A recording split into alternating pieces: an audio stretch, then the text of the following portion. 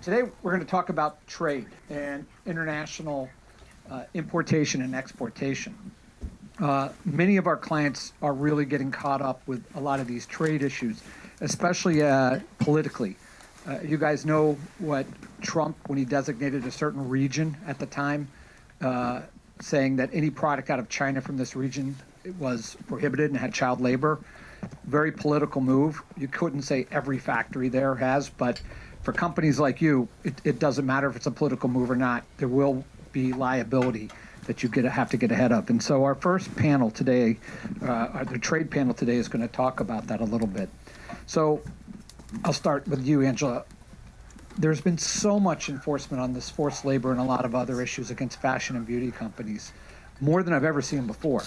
Maybe you can talk a little bit about that and give your guidance. Sure. Every company in this room I know imports goods into the United States.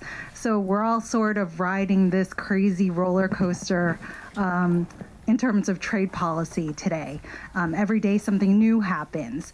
One of the things that we're dealing with right now is these forced labor restrictions. Many of our companies, regardless of what they import, are dealing with it, but especially the fashion industry, the cosmetics industry. So what's going on? Goods are being stopped at the border because of this law that Tony just discussed. It's the Uyghur Forced Labor Prevention Act. Companies are importing goods into the United States, and then they can't come in. They can't fulfill their contracts. They can't stock their shelves, etc. And so companies are dealing with this across the board, not only into the United States, but Canada, Mexico. There are due diligence laws in other countries like Germany, in Australia, in the UK, California.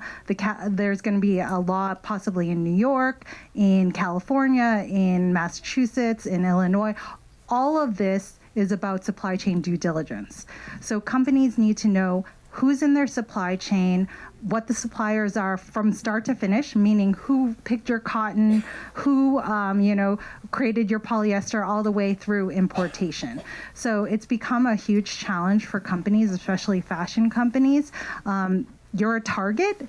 The government has decided that fashion is one of the priority enforcement sectors. And so that means that the government is really looking at you from both sides, both at the border and before you even get to the border. So what we've been seeing recently is a number of our clients have been getting audits or RASAs. These are these extensive questionnaires that ask all about your supply chain, all about your company operations, and you're supposed to be able to prove who is in your supply chain from start to finish. And depending on the results of that RASA or that audit, they could detain more goods. They could lead to a larger audit. It could even possibly lead to penalty action, which CBP has not used to date, but they've said that they will, and they're under pressure to start enforcing and penalizing companies.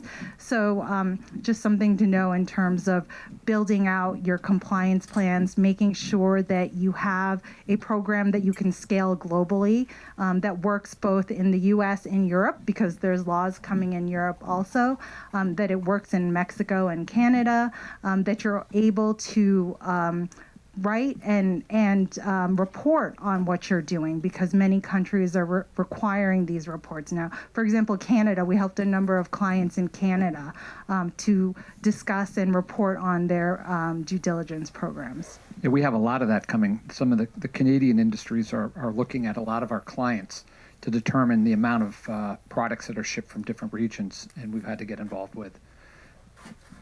So, Lucas, do you want to comment on this? Yeah, and in addition to the forced labor front, I think we're seeing a lot of enforcement just generally in the textile and apparel industry. This is stemming from a DHS, Department of Homeland Security, enforcement plan that they announced in April. And ever since then, especially with our clients, we're seeing a lot of enforcement uptick. Angela had mentioned risk assessments, audits. There's also CF-28s and CF-29s, where CBP will request information, request verifications regarding whether it be free trade agreements, origin, classification, value, everything regarding your import declarations.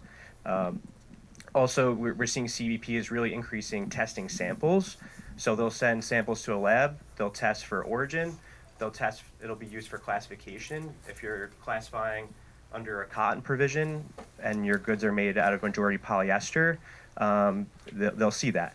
So we're seeing an increase. They're building up their testing facilities as well. And also, we're seeing with these verifications, these risk assessments, some companies get hit with value issues.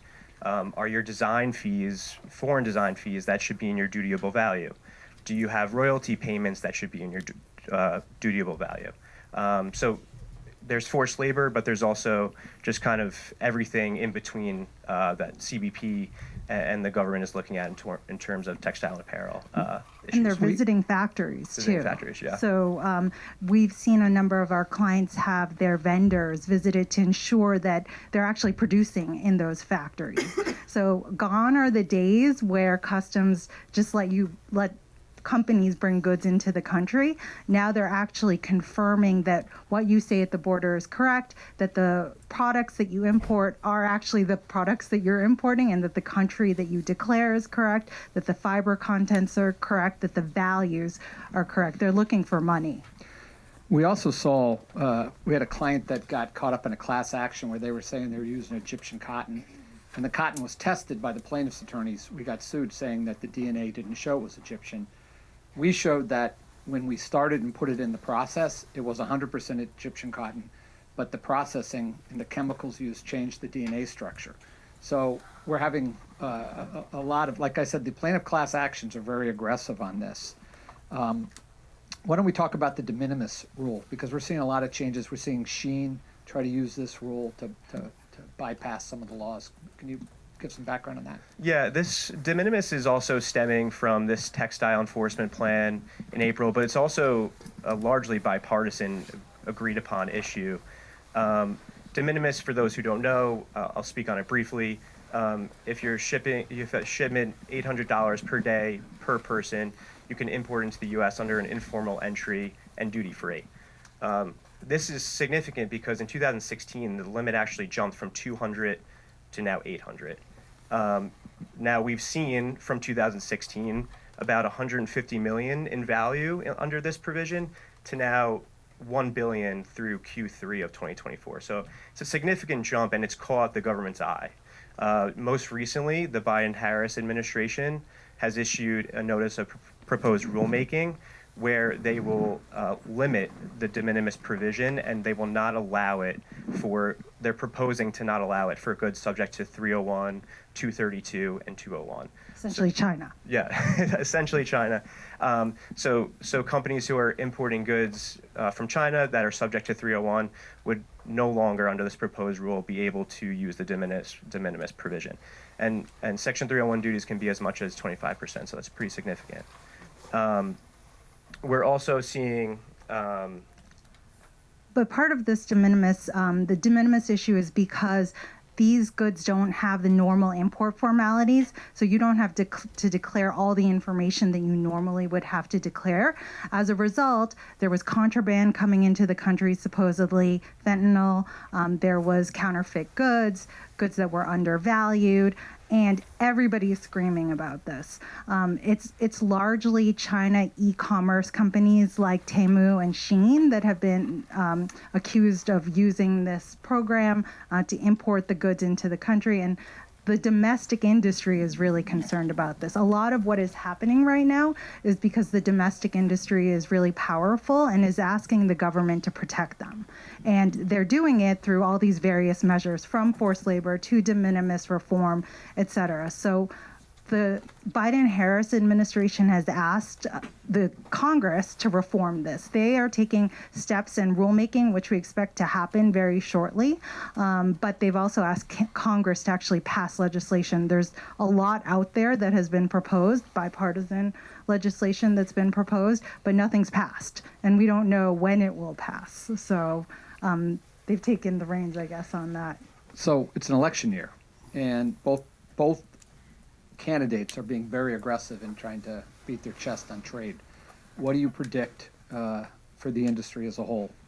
With every new administration, You don't know what's going to happen. I think all of us saw what happened a few years ago and how it upturned all our worlds. It made us very busy, but trade became really unpredictable, and we're a little worried that that's what's going to happen again. So what you're going to see generally is an uptick in nearshoring under both candidates. Nearshoring, a press towards domestic manufacturing if possible. We're seeing more textile manufacturing in the United States than ever before. We're going to see tariffs remain. They're going to stay high. We all thought in the last election, after the last election, we would no longer see these 301 tariffs, but they're still here. And all of you are dealing with it still, or at least those of you who import from China. Under the Trump administration, all bets are off. There is a general trend towards protectionism. There is a trend towards universal tariffs. So we're going to see, he's proposed 10 to 20% across the board. So your cosmetics that are currently duty-free or your perfumes that are duty-free will have a 10 or 20% duty. Footwear and or clothing that's 9% could be 10 to 20%. So you're going to see that increase. If you import from China, it could be 60% or more. So if you thought 25% hurt, 60% is going to hurt a lot more. And then he's also proposed removing MFN status for China products, which would increase also the tariffs across the standard tariffs across the board. For companies that decide to stop using U.S. currency as their base, he is proposing 100% tariffs. So tariffs are a negotiating tool. It's been used for everything from digital services, taxes, and to products. So it's going to be continue to be wielded as a tool under the Trump administration. I don't know if you.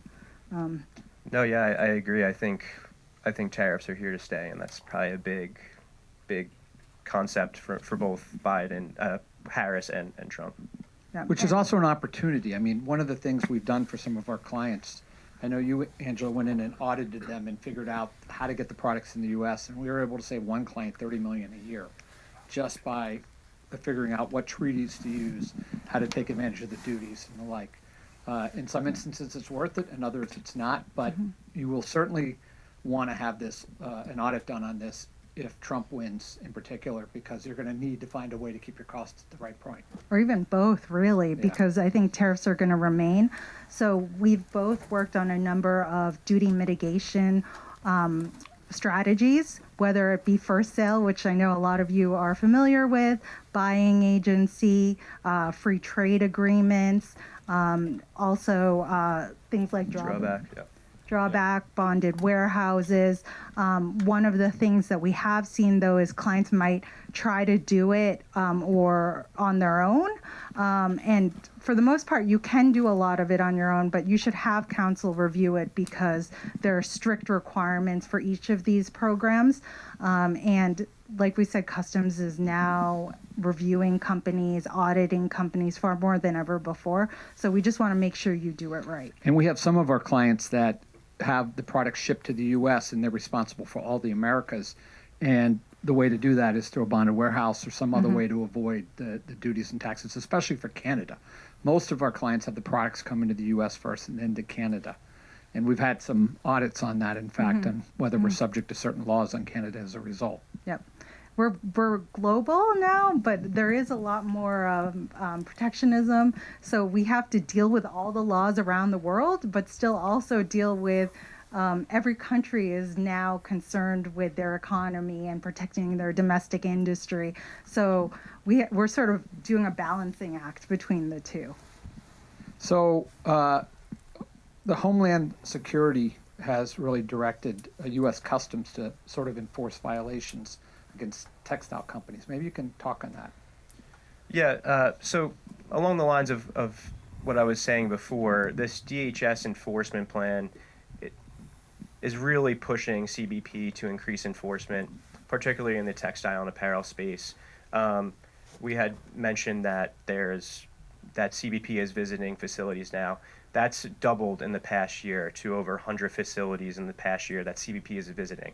So there's as CBP is getting more resources, as a more direction to enforce this plan and to protect the American textile industry, there's going to be more of a push from CBP, whether it be enforcement through these risk assessments, audits, CF28s, 29s, visiting facilities, testing.